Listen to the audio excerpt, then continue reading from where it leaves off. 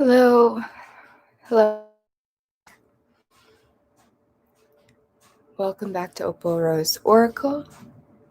Welcome back to my channel. Welcome to Venus Day Story Time. I think our connection is better.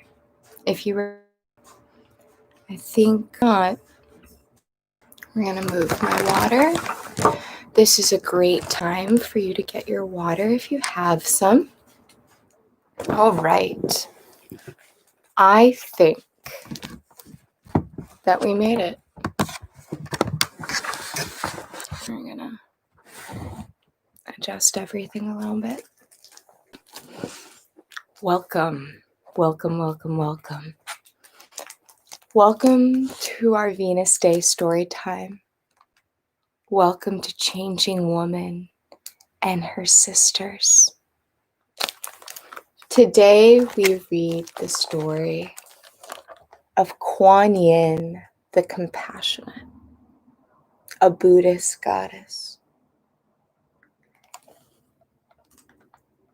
She's so beautiful, isn't she?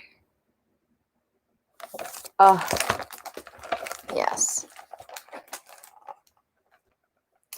So, in the interest of sharing this tale with all of you today,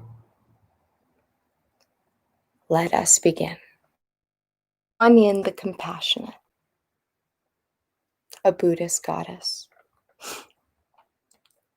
Kuan Yin, a Buddhist goddess, is especially revered in China. Even to this day, her name is translated as she who listens to the world's sounds. This is because of her great compassion for the suffering of all humankind. One of the legends of Kuan Yin tells that the day on which she was scheduled to enter heaven, she turned away from the gates of paradise because she heard the cries of human misery below. She refuses to enter heaven until all suffering has ended in the world. Kuan Yin's name is evoked in times of need, for she is known to rescue those who are in danger or who are very ill. She also gives comfort to the dying and brings children to women who desire to have babies.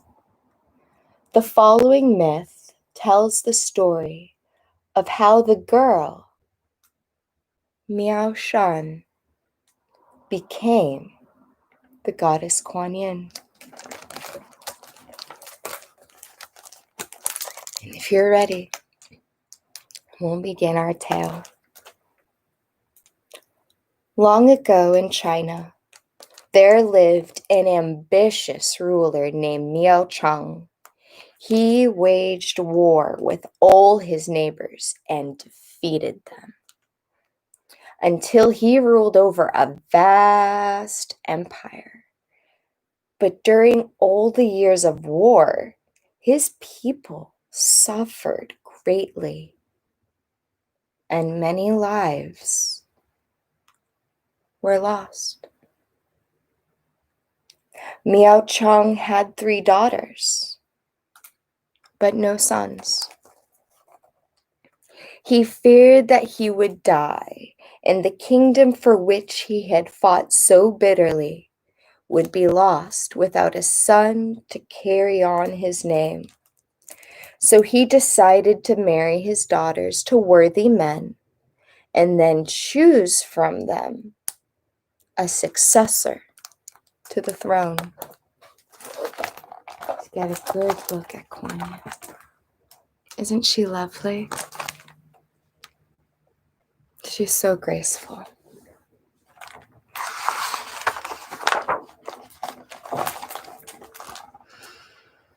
The 3 princesses grew like flowers in their father's palace. The 2 older sisters, Miao Qing and Miao Yin, delighted in palace life and spent their days planning new festivities and ways to amuse themselves. But the youngest daughter, Miao Shan, was different from her sisters. She was quiet and serious and enjoyed spending time alone in the palace gardens, much more than gossiping with the courtiers or trying on new clothes. It came time for the three girls to be married. The older sisters were happy when their father found rich, powerful husbands for them. But Miao Shan surprised everyone by declaring that she had no wish to marry at all. Instead, she longed to become a Buddhist nun. Her father was shocked and angry. Whoever heard of a king's daughter becoming a nun? The idea is absurd. I will find a great scholar for you to marry, someone to rule in my place once I'm gone. Don't talk to me about religious life. Are you forgetting that you're a princess? Miao Shan remained unmoved by her father's fury.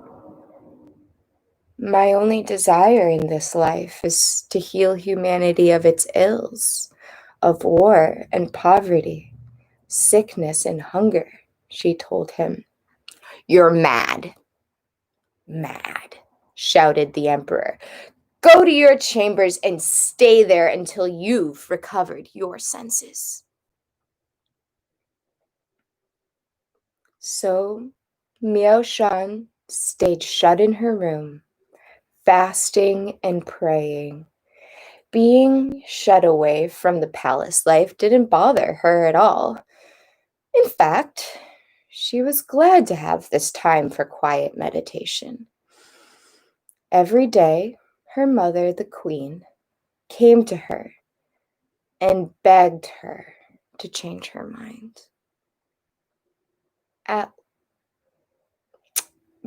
But the weeks passed, and Miao Shan listened only to her heart.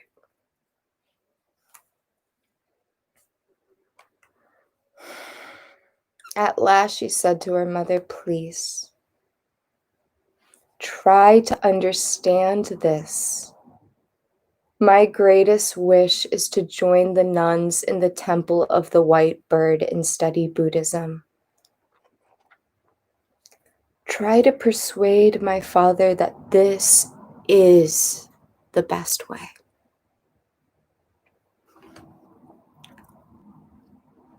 Convinced that Miao Shan would never willingly consent to marriage, the queen pleaded with Miao Cheng to allow their daughter to become a nun. At last, he consented. But he sent word to the nuns that they must do everything in their power to dissuade Miao Shan from her intention to remain with them. If Miao Shan insisted on joining the religious order, the emperor warned, he would have the temple burned to the ground. When Miao Shan arrived at the Temple of the White Bird, she was put to work in the kitchen and ordered to prepare food for the entire community. Although she was a princess and never had to work before, she took on the task with a good heart.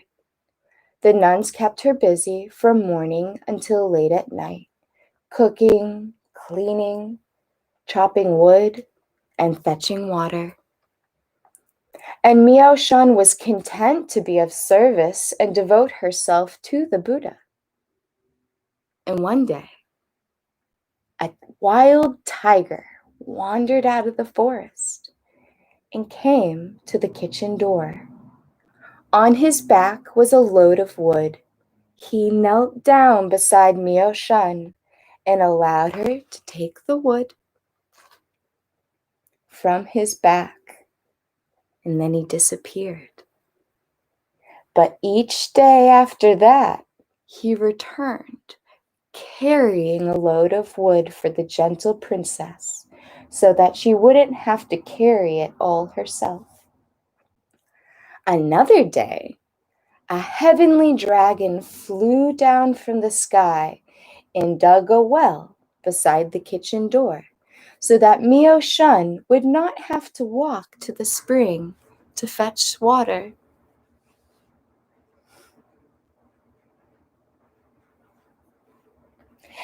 And the birds of the forest began collecting vegetables for Miao Shan, so that she would not have to run to the garden and collect them.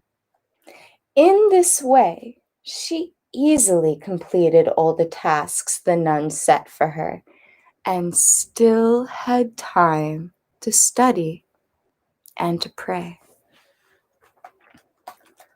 Word of these miracles reached the court of Miao Cheng, and he was outraged. He sent soldiers to burn down the nunnery and force his daughter to return to the palace. When the soldiers arrived at the Temple of the White Bird, they surrounded it and started a blazing fire. The terrified nuns huddled together inside the temple, awaiting death. "This is your fault," one of the nuns accused Miao Shan. "You have brought destruction on us all."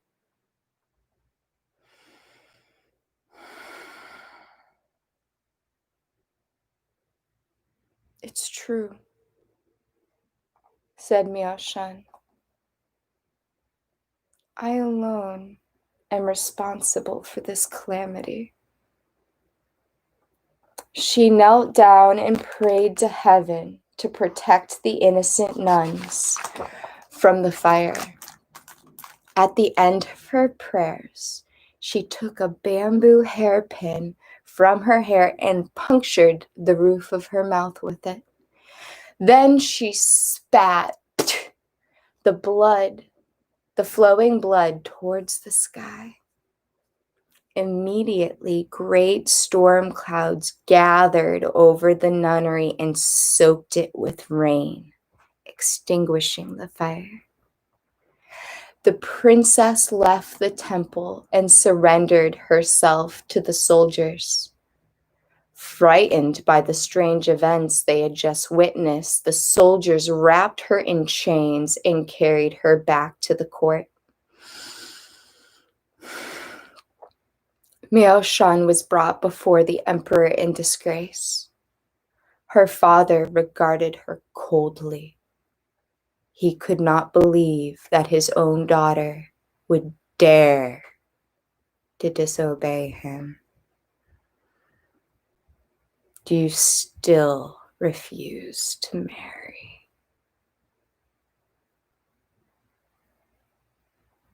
he demanded. Miao Shan looked at her feet. "Forgive me, father," she said. "I wish I could obey you, but it is impossible. I cannot return to the life of the palace." "Then you will die for your disobedience," decreed Miao Cheng, and he turned away from his daughter and refused to look at her again.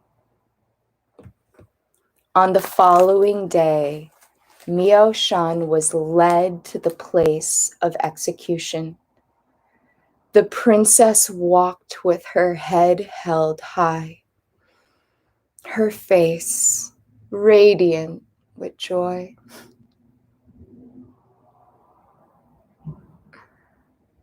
At the palace gates, she saw her mother and two sisters weeping pitifully. Dear sisters, dear mother, don't weep for me, she called to them. Today I leave this world for a better one. It is the happiest day of my life. As Miao Shan neared the place of execution, the sky grew overcast and dark. But all who looked on Miao Shan saw that she was surrounded by a brilliant white light. When the sword of the executioner fell on her neck, the weapon shattered into 1,000 pieces, and Miao Shan remained unharmed. Then the executioner thrust her with a spear, but the spear broke into shards. Finally, he was forced to strangle her with a silken cord.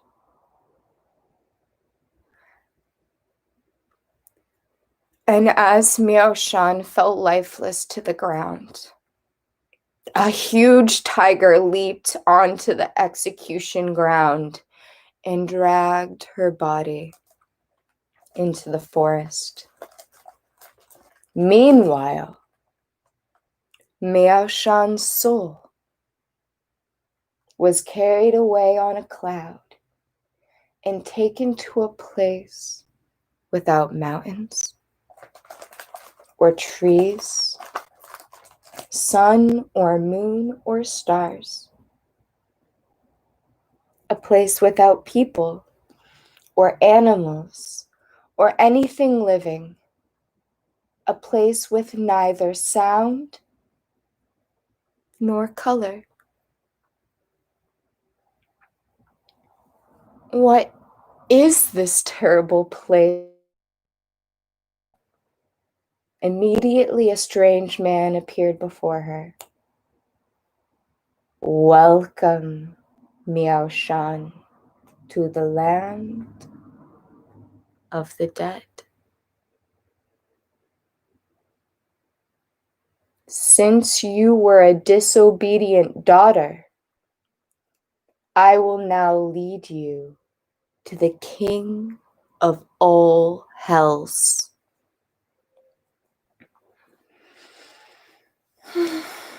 As Miao Shan followed the guide down a bleak road, she gradually became aware of heartbreaking moans and cries from either side of her. Through the swirls of evil-smelling fog, she began to distinguish faces contorted by pain and grief. Who are these people? And why are they crying? She demanded of her guide. These are the souls of the condemned, he told her. Then I must pray for them, she exclaimed, and knelt in the road and began to pray with all her heart. As she prayed, the foul mists of hell dispersed, and lotus flowers sprang up all around her. The king of hells was dismayed to see his domain transformed into a paradise of peace and joy. Where's my evil smelling fog? Where's all the crying? He was confused. For the sake of justice, there must be a hell as well as a heaven. If Miao Shan remained, there would no longer be a hell. So he sent a message to the guide, directing him to escort Miao Shan back to the land of the living. Miao Shan was led across the river that separates the land of the living from the underworld and re-entered her body.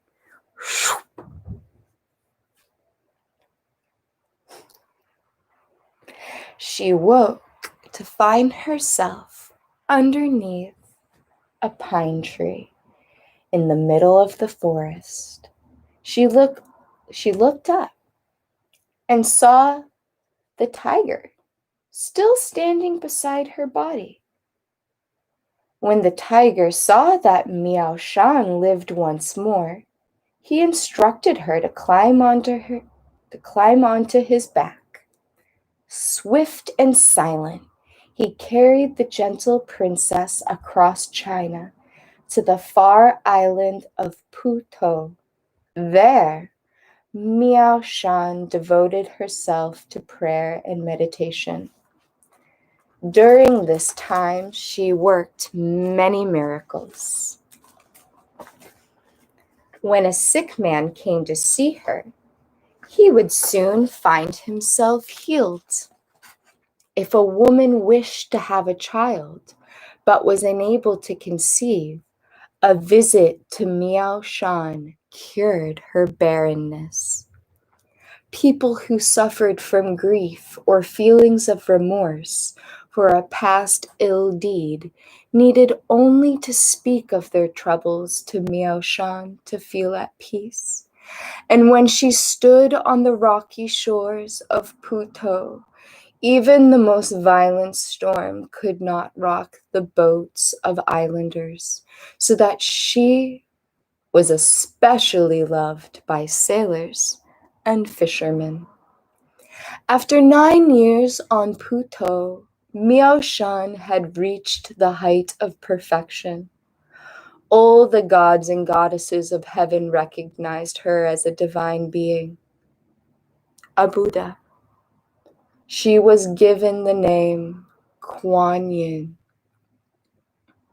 Meanwhile, ever since ordering his daughter's execution, the Emperor Miao Cheng had been afflicted with a terrible illness. His entire body was covered with sores. Miao Cheng consulted every healer he could find, but no one was able to cure him of the agonizing disease. Finally, a Buddhist priest told him that he could only be healed by the medicine made from the arms and eyes of a living person who was completely free from anger. When Miao Cheng heard this, his despair of ever find When Miao Cheng heard this, he despaired of ever finding a cure, for surely no such person existed in the world. But the priest assured the king that such a person did indeed exist and would willingly sacrifice her arms and eyes in order to save him. Then the priest sent word to Kuan Yin that her father had need of her, and the princess immediately returned to Miao Cheng's palace. When she heard what was required, she showed no hesitation, but seized a knife and cut off her arms and gouged out her eyes to give to her father. Then the flesh of the goddess was ground into an ointment that cured the king of his painful sores. When Miao Cheng had recovered, he begged to be shown the selfless person willing to sacrifice arms and eyes on his behalf. When he found that it was his own daughter, whom he had treated so heartlessly, he fell on his knees and begged her forgiveness. Kuan Yin laughed merrily. And as she laughed, 1,000 arms grew from the place where she had cut off her arms. And where she had gouged out her eyes, she now had 1,000 eyes. Do not ask my forgiveness, dear Father, she said gently.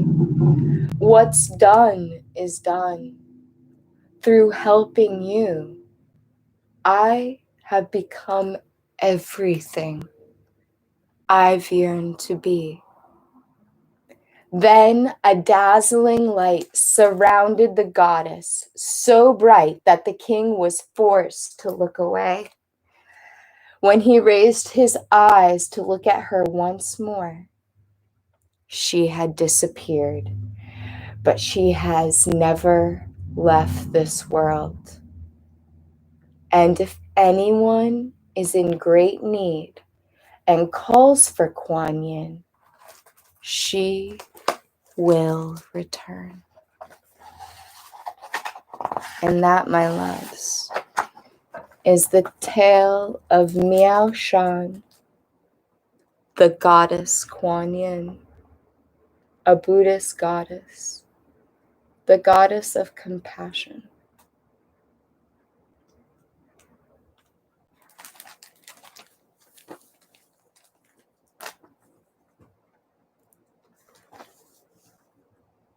She's truly remarkable.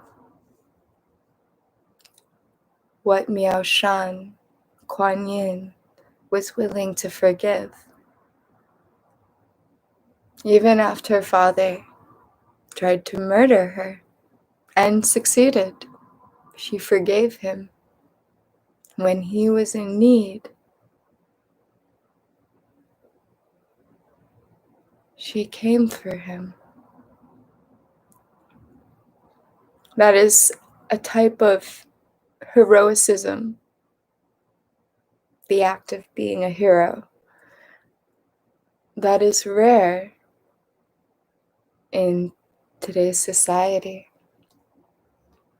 And we may not have to display as great heroic Kuan Yin, but we can learn from her the power and strength that is compassion. It is powerful to be powerful.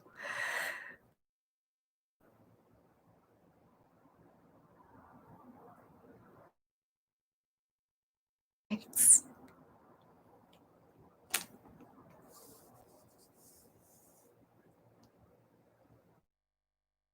Wonderful teacher.